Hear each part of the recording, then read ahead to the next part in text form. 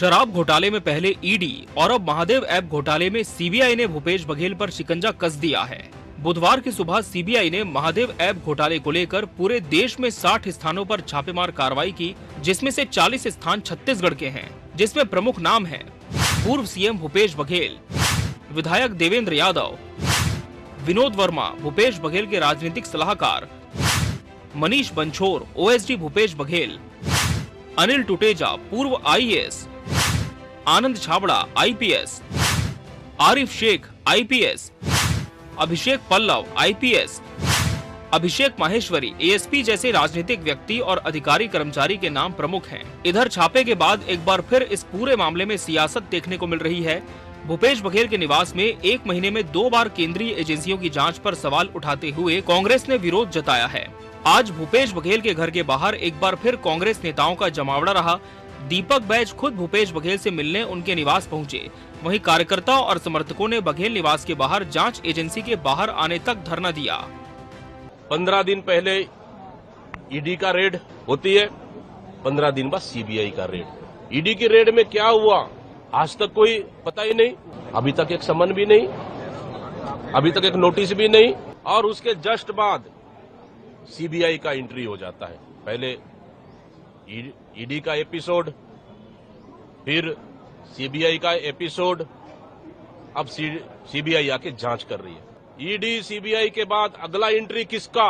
क्या एनआईए का होगा, क्या ईओडब्ल्यू का होगा, या आईटी का होगा? जरा ये भी बता दे। क्या ये बदले की भावना नहीं है? सरकार कहीं डरी हुई तो नहीं है? ऑल ओवर अगर देखा जाए, ये कार्रवाई पूरी तरह से पॉलिटिकल कार्रवाई है।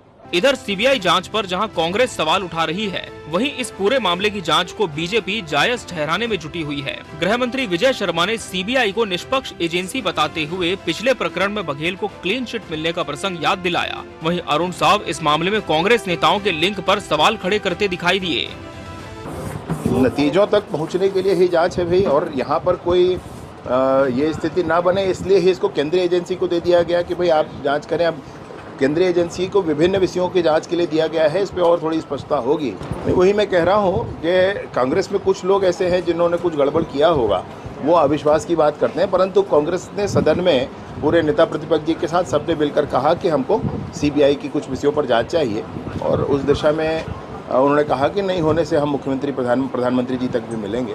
तो उनको अधिकतम लोगों को विश्वास है, ऐसा मैं कह रहा हूँ। राज्य में जब कांग्रेस पार्टी की सरकार थी, भूपेश बघेल मुख्यमंत्री थे, कई बड़े बड़े घोटाले हुए और उन घोटालों की जांच सीबीआई ईडी लगातार कर रही है और जांच क्रमशः आगे बढ़ रही है। जांच के क्रम में ही सीबीआई ने आज छत्तीसगढ़ में लगभग 50 अलग अलग स्थानों पर आज जांच के लिए छापामारी की है। उसमें कुछ आईपीएस अफसर हैं, कुछ अन्य अफसर हैं और कुछ राजनेता भी हैं, और इसलिए सीबीआई की ये जो कार्यवाही है, ये सामान्य जांच की प्रक्रिया के तहत किया गया है और ये जांच की कंटिन्यूअस प्रक्रिया का एक हिस्सा है। दरअसल महादेव ऐप के जरिए भारत में क्रिकेट, टेनिस और अन्य खेलों पर ऑनलाइन सट्टेबाजी करवाई जाती थी, जो भारतीय कानूनों के खिलाफ है। ये मामला 2022 में पहली बार सामने आया था। दुबई से संचालित होने वाले महादेव नामक इस ऐप के जरिए जमकर उगाही की गई, जिसमें राजनेता और अधिकारी भी शामिल हैं। अब इस मामले की जांच प्रवर्तन निदेशालय यानी ईडी और केंद्रीय जांच ब्यूरो सीबीआई कर रहे हैं, जिसमें पहले ईडी ने इसे 4000 करोड़ का घोटाला करार दिया है। अब तथ्यों को खंगालने सीबीआई देश भर में छापे मार रही है, जिससे जांच को नई दिशा मिलने की उम्मीद है। इसके दायरे में कांग्रेस के प्रमुख नेताओं के आने के कारण पूरा मामला राजनीतिक हो चला है। Bureau report, TV 24 news.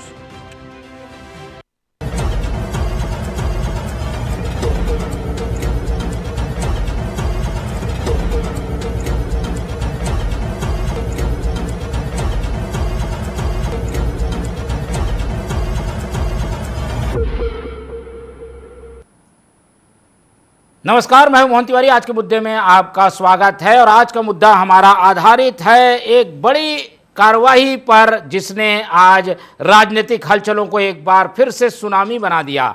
जी हां, मुख्यमंत्री रहे भूपेश बघेल एक बार फिर से जांच एजेंसियों के दायरे में आ गए हैं। पहले उन पर शिकंजा कसा ईडी ने और अब सीबीआई के आमद ने उनकी परेशानी बढ़ा दी है। ऐसे में सीबीआई जब आई है तो चिंता किसकी बढ़ी है, चिंता किसकी इस सीबीआई ने बढ़ाई है, इसी पर चर्चा करेंगे। पहले मिल लेते हैं उन मेहमानों से जो इस चर्चा में हमारे साथ रहेंगे। हम बहुत स्वागत करेंगे, हमारे साथ हमारे स्टूडियो में मौजूद हैं बीजेपी का पक्ष रखने के लिए निशिकांत पांडे जी, बहुत स्वागत है आपका। इस पूरे मामले को डिकोड करके हमें समझाने के लिए हमारे साथ मौजूद हैं वरिष्ठ पत्रकार अनिल पुसतकर जी, बहुत स्वागत करेंगे आपका। और कांग्रेस का पक्ष रखने के लिए हमारे साथ जुड़ रहे हैं अनिल चौहान जी, बहुत स्वागत है उनका भी। तो तीनों मेहमान हमारे साथ बने हुए हैं। रिपोर्ट के जरिए हमने बताया कि आज हुआ क्या क्या है।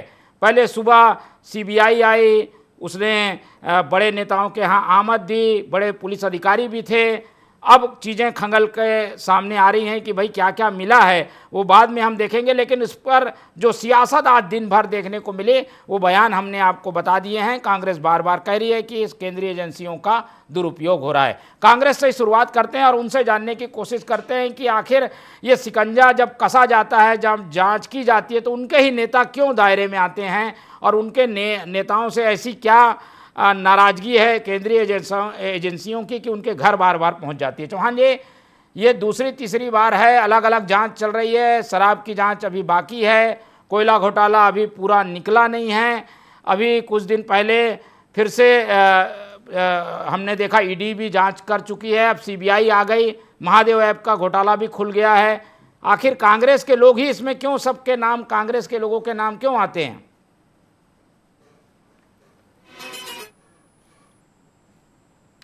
टीवी 24 के विद्वान दर्शकों को मेरा नमस्कार। देखिए, सिर्फ कांग्रेस नहीं, थोड़ा सा संशोधन करना होगा आपको। वो हर व्यक्ति जो सरकार से सवाल पूछता है, मोदी और शाह जी से पूछता है, विष्णुदेव साय जी जैसे मुख्यमंत्रियों से पूछता है, वो हर व्यक्ति केंद्रीय एजेंसियों के, गुप्तचर संस्थाओं के और यहां तक कि संवैधानिक संस्थाओं तक का दुरुपयोग हो रहा है और वो सारी ताकत लगाकर इन सारी शक्तियों के विरुद्ध हैं जो सरकार से सवाल पूछने की हिमाकत करती है। यह हिंदुस्तान का परिदृश्य है, चाहे वो किसी भी पार्टी का हो। या तो दलों को खत्म कर दिया जाता है, या ऐसी विचारधाराओं को खत्म करने का प्रयास होता है, या ऐसे नेताओं का चरित्र हनन किया जाता है। ये कोई नई बात नहीं है। दूसरी बात, एक चीज देखिएगा मोहन जी, अभी सीबीआई के मामले में दो बातें निकल कर आई, एक शराब घोटाला, एक महादेव। टेक्निकल बात कर लेते हैं। शराब घोटाले की जो नींव है वो शराब नीति से रखी गई होगी, जैसा दिल्ली में हुआ।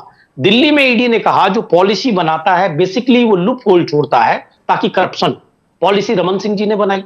उस रमन सरकार के समय या रमन सिंह जी से कोई पूछताछ क्यों नहीं? क्या केंद्रीय एजेंसियों को वहां जाने में सांप सूंघ जाता है? क्या अधिकारी उस समय से भ्रष्टाचार कर रहे थे? यह सवाल है। दूसरी बात, जो शराब कारखाने हैं जहां इनका कहना है कि नकली होलोग्राम लगाए गए या दूसरे घोटाले हुए, उनको छूने में क्यों डरती हैं केंद्रीय एजेंसियां? क्या भारतीय जनता पार्टी को बड़ा चंदा मिल गया, या कोई बड़ा खेल है जो मिलकर खेला जा रहा है ताकि पिछली सरकार के बड़े नेताओं को फंसाया जा सके? नहीं चौहान जी, लेकिन कहीं ना कहीं धुआं है तो आग भी होगी, कुछ तो होगा।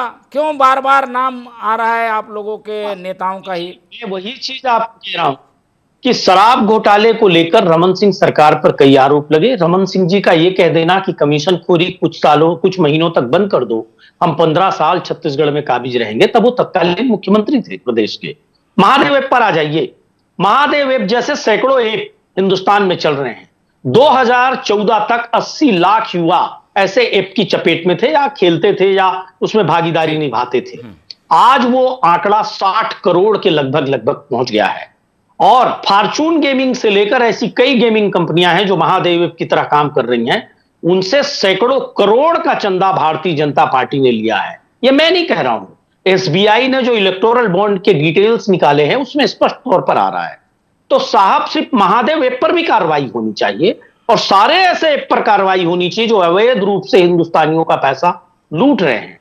पर सवाल यह है कि सार्वजनिक कार्रवाई हो। मैं कहता हूं वो कांग्रेस, भाजपा या कोई मीडिया या कोई रसूखदार, इससे मतलब नहीं है। हमारा कानून यह कहता है जो गलत किया है वो आरोपी है, वो अपराधी है, उसके खिलाफ कार्रवाई होनी चाहिए। पर ऐसा कौन सा चमत्कार है मोहन जी कि सिर्फ विपक्ष के नेताओं पर, चाहे वो किसी भी पार्टी के हों, जो भारतीय जनता पार्टी से सवाल पूछते हैं, ऐसे कोई भी 2-3 नेता भी सेफ नहीं है जिनके खिलाफ कार्रवाई ना चल रही हो। और उसके बाद आप देखिए कार्रवाई जिन पर होती है, छापेमारी होती है, अगर वो भारतीय जनता पार्टी गलती से भी ज्वाइन कर ले और भारतीय जनता पार्टी जैसे ही ज्वाइन करेंगे, प्रधानमंत्री से लेके पूरा तंत्र लग जाता है कि वो सबसे साफ तो सुथरे ये और माने ईमानदार कि ये आदमी कार्रवाई भूपेश बघेल पांच को एजेंसियों बीजेपी का- में लाने के लिए हो रही है क्या? ऐसा लगता है कांग्रेस को कि भूपेश बघेल भी आ जाए, देवेंद्र यादव भी आ जाए, विनोद वर्मा भी आ जाए, इसके लिए हो रही है क्या? और अब तो सामने कुछ चुनाव भी नहीं, न यहाँ सरकार गिरनी है, फिर क्यों किया जा रहा है? क्या इसके पीछे तर्क हो सकता है? देखिए मोहन जी, जो भी व्यक्ति सरकार से सवाल पूछता है, भारतीय जनता पार्टी में जो तानाशाह मोदी जी और शाह जी से सवाल पूछता है, ठीक, और या भारतीय जनता पार्टी की कार्यशैली पे सवाल उठाता है, जो देश में संविधान की बात करता है, लोकतंत्र की बात करता है, वो भाजपा को चुभता है। जो जितना सक्रियता से बयान देगा वो उतना ज्यादा टारगेट हो जाएगा। ये बहुत सीधा सा फंडा है। सवाल चलिए। चुनाव का नहीं है, चुनाव रहता है तो चरित्र हनन का ये सारा फंडा अपनाते हैं। पर जो व्यक्ति लगातार एक्टिव हो जाए भाजपा के खिलाफ, वो किसी भी दल का हो, चाहे मीडिया समूह हो, चाहे कोई सामाजिक संस्था हो, उसको तबाह और बर्बाद कर दिया जाएगा। ठीक है। गौरी लंकेश और कलबुर्गी जैसे लोगों की चलिए, जिन्होंने हत्या की, आऊंगा प्रधानमंत्री के सारी follower बातें हैं। करेंगे। आपकी बात आ गई है, बीजेपी से भी इसकी प्रतिक्रिया ले लेते हैं, फिर समझने की कोशिश करेंगे कि आखिर ये महादेव ऐप में घोटाला क्यों कहा जा रहा है, पैसा कहाँ जाता था। चलते हैं बीजेपी की ओर और हमारे साथ निशिकांत पांडे जी हैं, उनसे समझने की कोशिश करते हैं, क्योंकि ये कार्रवाई जब हुई है तब से ये कहा जा रहा है कि केंद्रीय एजेंसियां दुर्भावना से, राजनीतिक एजेंडे से इस तरीके की कार्रवाई करती है, कुछ राजनीतिक लाभ लेने की कोशिश है। आखिर क्या मसला है और इन आरोपों का क्या जवाब है बीजेपी के पास? पांडे जी। मोहन जी, आपको बड़े भाई अनिल पुसतकर जी को और अनिल चौहान जी को संध्या जवाब। बड़ा मतलब अद्भुत विषय है। आपने सवाल तो कर दिया अनिल जी से, लेकिन जवाब नहीं दे पाए कि ना चुनाव है ना कुछ है, क्यों ऐसे कार्रवाई हो रही होगी। लेकिन मेरा प्रोस्पेक्टिव कुछ दूसरा है। इन्होंने कहा कि जो लोग केंद्र की सरकार से या विष्णुदेव साय की सरकार से सवाल करेंगे, उनके खिलाफ ईडी, सीबीआई, आईटी की कार्रवाई होगी।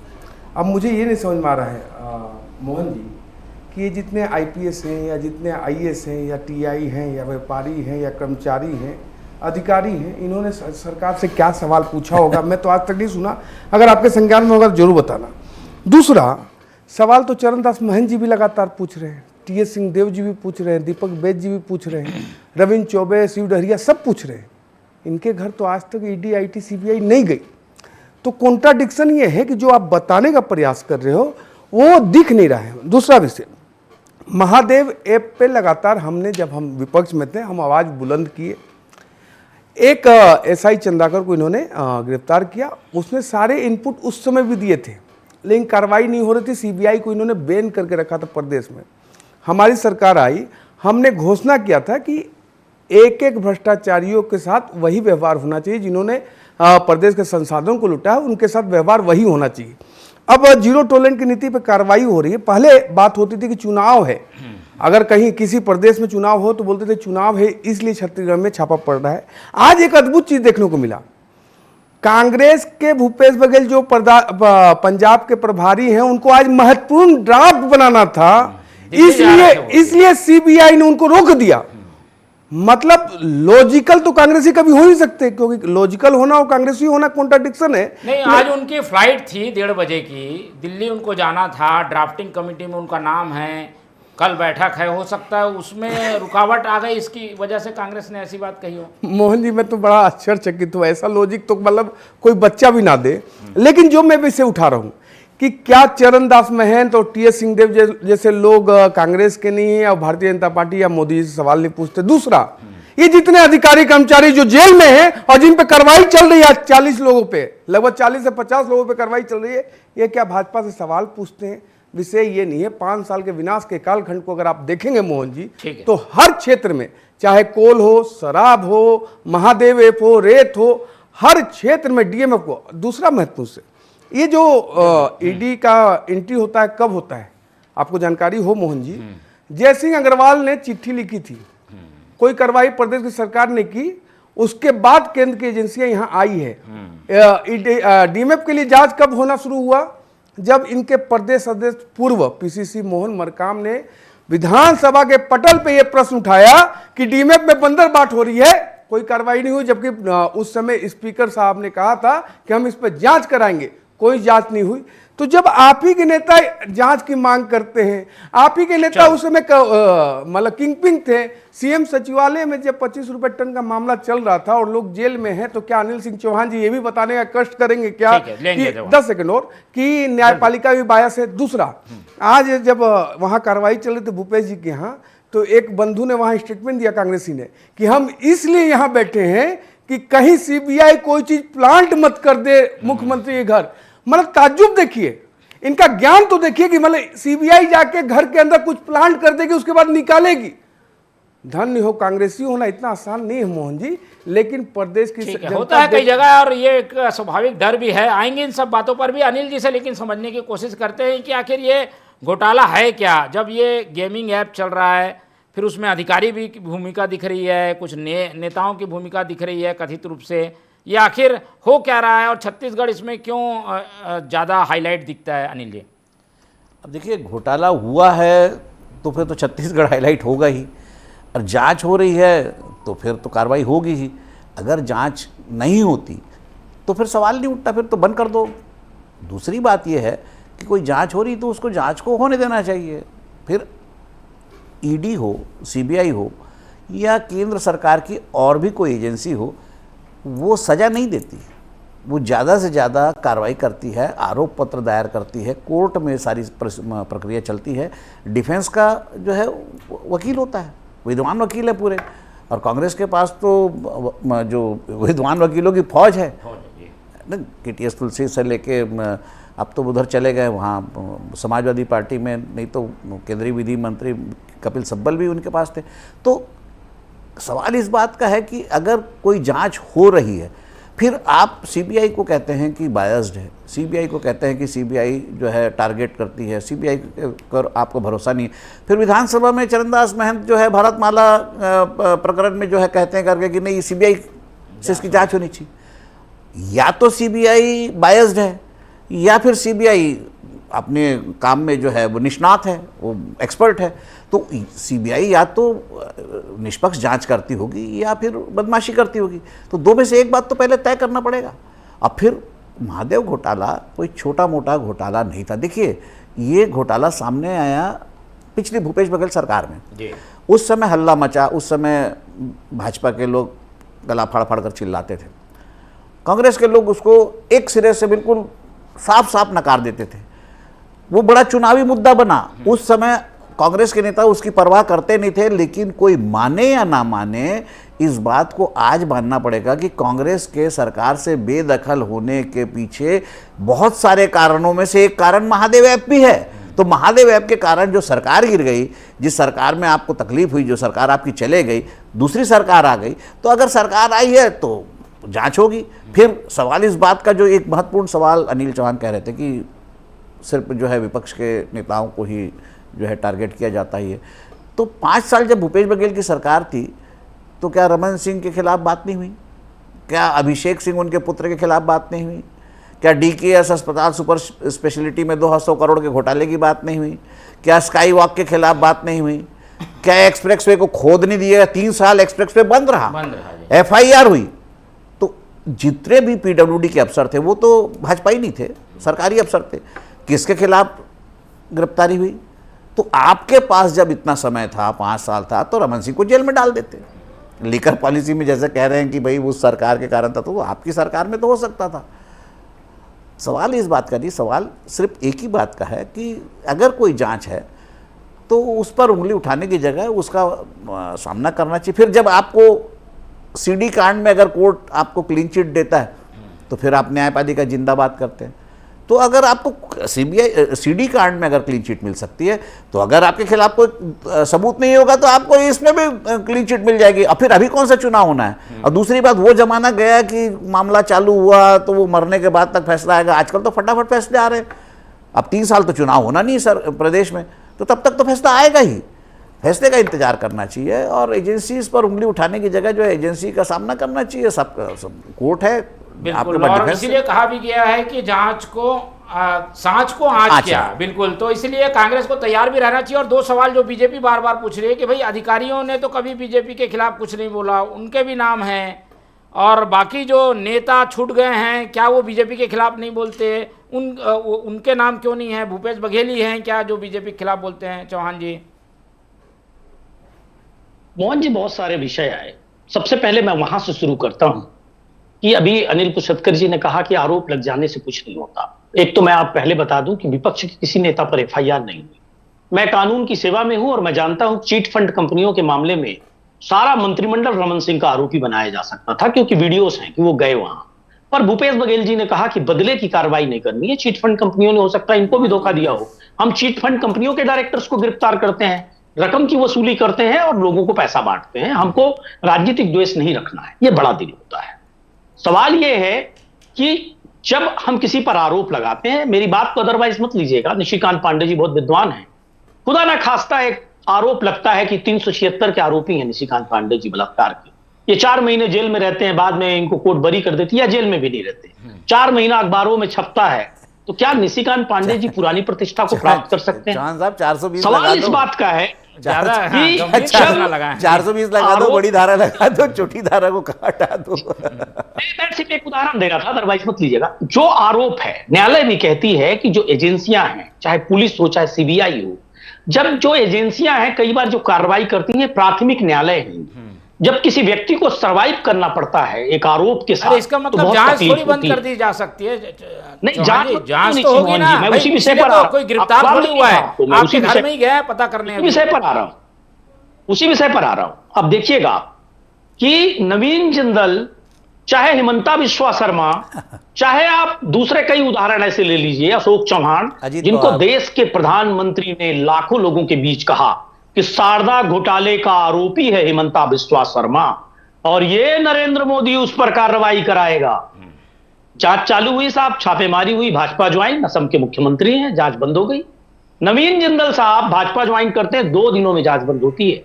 अशोक चौहान के लिए प्रधानमंत्री ने कहा कि विधवाओं का आवास खा लेने वाला है वो, उसके बगल में बैठना, उसके साथ फोटो खिंचवा लेने से इंसान की गरिमा गिर जाएगी। कहां गई राजनीति की शुचिता? ये मैं नहीं कह रहा हूं, मोदी जी बोले, और उनको पहला नाम राज्यसभा में नॉमिनेट करने में आया और सारी जांच बंद।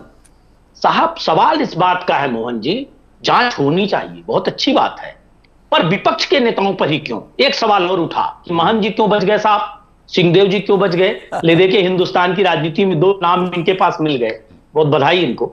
लेकिन बड़ी बात यह है कि ये 2 नाम इसलिए मिल गए कि अब स्टेट लेवल पे राजनीति कर रहे हैं, अभी तो इनको क्रमशः निपटाना होता है। भूपेश बघेल जी लगातार सवाल पूछ रहे हैं, पंजाब में भाजपा में असंतोष है, पंजाब के प्रभारी बना दिए गए, लगातार बड़े अखबारों में खबरें आई कि वहां विधायक असंतुष्ट हैं भाजपा से, वो दूसरे दलों में जा सकते हैं, विद्रोह मचा हुआ है, ड्रॉपिंग कमेटी में भूपेश बघेल जी आ रहे हैं। तो जो छत्तीसगढ़ में जब कांग्रेस का नाम आता है तो पहला नाम हम सभी जानते हैं, पूर्व मुख्यमंत्री होने के नाते भी भूपेश बघेल का आता है और लगातार वो अटैक भी करते हैं। तो सवाल इसका है कि एक एक करके इनको निपटाना है। और विपक्ष का कांग्रेस, ये जो पूरा मामला है आपकी सरकार का है, और जो लोग के नाम गिनाए जा रहे हैं ये वो लोग हैं जो सत्ता संभालते थे, मुख्यमंत्री से लेकर ये अधिकारी तक नाम आ गया, कुछ ना कुछ भूमिका तो है। जांच में क्यों कांग्रेस पीछे? अधिकारियों के मुद्दे पे मैं आ रहा था जी। अधिकारियों पे कार्रवाई जो हो रही है, अधिकारी किसी के नहीं होते साहब, शासन की नीतियों को इंप्लीमेंट करते हैं। एक प्रक्रिया है किसी भी केस में, छापेमारी करना है, अधिकारियों से बुलवाना है, या तो साहब उनको प्रताड़ित करना है, बयान दिलवाना है, दुनिया भर की चीजें होंगी, ठीक है, और एक माध्यम बनाना है। अब एक सीडी कांड पर भी जवाब दे देता हूं, जल्दी बोल दिए। ये बहुत बड़ी बेइज्जती है पुलिस की और एजेंसी की कि सरकार जब कोर्ट ये कह दे कि चार्जेबल नहीं है केस, चार्ज में केस को उड़ा दे कि साहब ये केस टेनेबल ही नहीं है, चलने योग्य ही नहीं है, विचारण तक नहीं करती न्यायालय, चलने योग्य नहीं है, और ये क्या करते हैं उसके बाद उसकी अपील करते हैं। साहब इतनी बड़ी कौन सी दुश्मनी है? क्या न्यायालय पर आपका विश्वास नहीं है? तो सवाल इसका है मोहन जी की नीति और नियत, इनकी नियत सिर्फ डेमोक्रेसी को खत्म करने की। जांच बुरी नहीं है, ठीक है, जांच चलिए, सबके ऊपर हो लोकतंत्र एक बार फिर से खतरे में आ गया है। रमन सिंह जी के समय अपनी उनसे भी पूछताछ हो, पांडे जी, ये पूरे वहां देश से में भी हो रहा है, शुरू हो। लोकतंत्र हर बार खतरे में आ रहा है और उसकी वजह है आप लोग। अरे अनिल जी, छोटा मोटा चार्ज लगाते तो सीधा 376 लगाते। इतना भी नफरत मत रखा करो भाई। अब देखिए, बात करते हैं भारतीय संवैधानिक संस्थान, न्यायपालिका, कार्यपालिका, किसी को भरोसा नहीं है कांग्रेस पार्टी को, ना चुनाव आयोग पे है, ना भारत सरकार पे है, ना पत्रकारों पे है, ना मीडिया संस्थान पे है।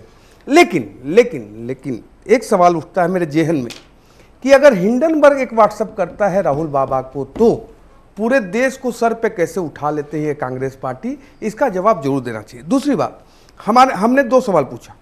एक सवाल पूछा कि अधिकारी, कर्मचारी, व्यापारी और व्यवसायी जितने भी हैं जो जेल भी गए हैं और जिन पर कार्रवाई भी हो रही है, इन्होंने कब भारतीय जनता पार्टी के खिलाफ कोई प्रश्न उठाया? नहीं उठाया। नहीं, वो बोल रहे हैं कि वो तो अधिकारी तो केवल आदेश का पालन करते हैं। नहीं, ये तो मान लिया कि आदेश का पालन करते हैं। कैसा आदेश का पालन करते हैं भाई साहब कि 25 रुपये टन सीएम सचिवालय में चालू हो जाता है।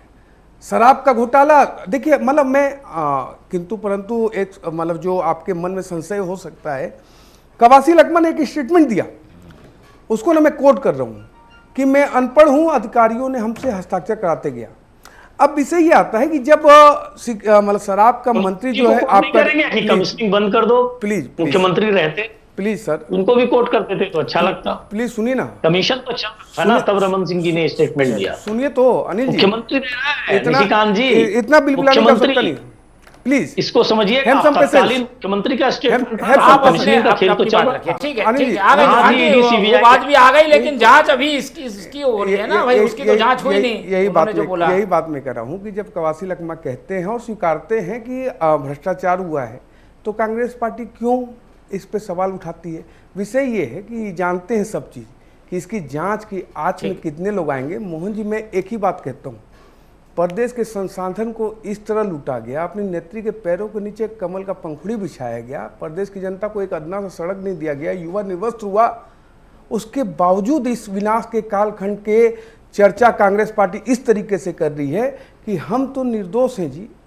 अरे निर्दोष हैं, जनता तय करेगी, न्यायालय तय करेगा। आप ठीक बात कही बड़े भाई ने कि जांच एजेंसी कोई न्याय नहीं देती है, जांच एजेंसी पकड़ती है, कार्रवाई करती है, न्याय करता है न्यायपालिका।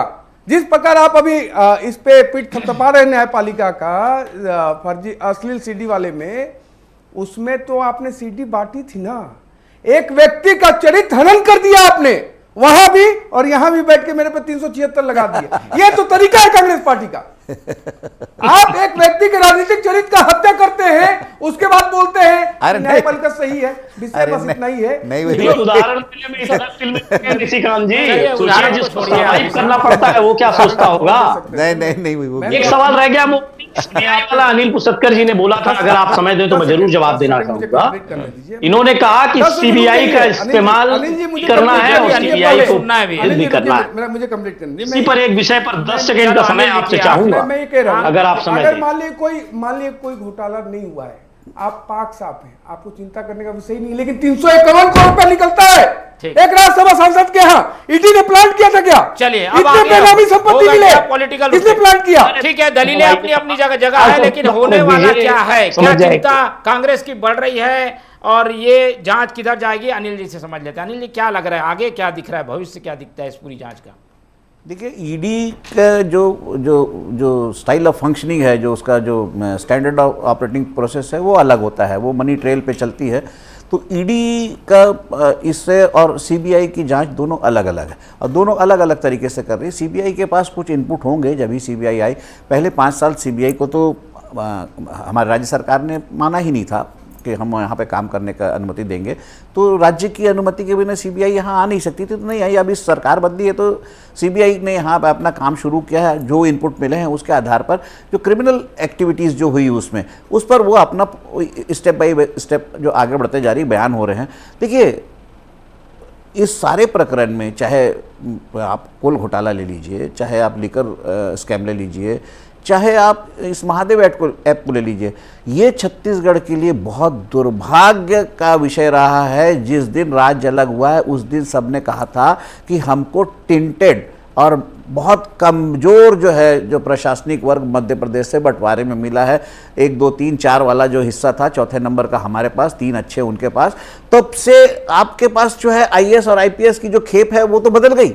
आपके पास अब नए हैं, लेकिन वो भी जिस तरह से राजनीति में इन्वॉल्व हो रहे हैं, प्रकरणों में इन्वॉल्व हो रहे हैं, तो आप शासन तो शासन, प्रशासन भी जो आरोपों के दायरे में आ रहा है वो बहुत दुर्भाग्यजनक है। कौन किस पर विश्वास करेगा? नेताओं पर विश्वास नहीं करते, समझ में आता है। अब पुलिस, आईपीएस भी, अनिल टूटेजा को कितने मामले में कितनी बार अंदर हो के गया, कितना बार, चाहे वो कोल घोटाला, अनिल टूटेजा तो मतलब आप क्या कहें उसको, चल तुम खाली हो तो चलो, खाली हो तो चलो, ये ठीक नहीं है। बिल्कुल। चलिए, और अधिकारियों की भूमिका जरूर संदिग्ध है, और ऐसे में हमारे प्रदेश पर एक ये घोटाले कलंक लगाते हैं, इसे साफ करना भी ज़रूरी है। सच्चाई सामने आएगी, इस उम्मीद के साथ इस पूरी चर्चा को यहीं ख़त्म करते हैं। इस चर्चा में हमारे साथ अनिल पुसदकर जी जुड़े, उनका बहुत धन्यवाद। निशिकांत जी ने समय दिया, उनका धन्यवाद। और अनिल चौहान जी हमारे साथ बने रहे, उनका बहुत बहुत धन्यवाद। तो तीनों मेहमानों को धन्यवाद कहते हुए आज की ये चर्चा ही खत्म करते हैं, और आप लोग से रखते हैं उम्मीद कि आप लोग देखते रहेंगे TV 24। रखिए अपना बहुत ख्याल। नमस्कार।